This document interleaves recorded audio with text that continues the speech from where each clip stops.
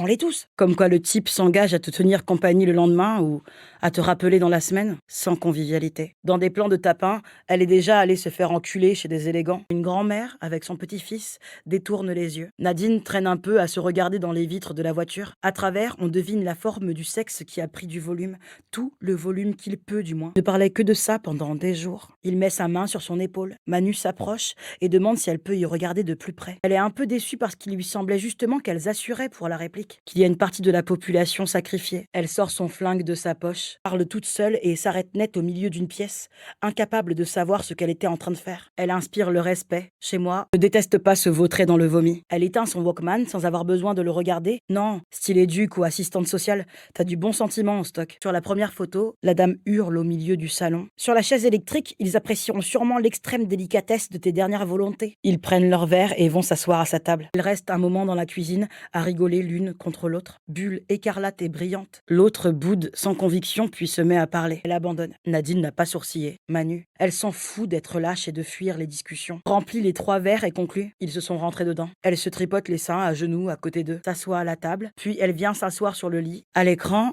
une grosse blonde est ligotée à une roue. Il insiste. Comprendre que quand le sang coule de la gorge aussi abondamment, au centre-ville, elle rentre dans un McDo. Elle a fait de son mieux pour qu'il n'y ait ni reproche, mais ni l'une ni l'autre. Manu ouvre une nouvelle bière et se promène de long en large dans la chambre en tapant dans l'air avec son poing, surexcitée et euphorique. Elle répète « Qu'est-ce que tu crois, vieille pute ?» Et quand bien même, elle parle bas. Ça arrange tout le monde. Pas le temps de faire ça. C'est pour ça que ça m'a marqué. Manu lui tape gentiment sur l'épaule. Elle n'imagine rien de précis parce qu'il a toujours une longueur d'avance sur les pires prédictions.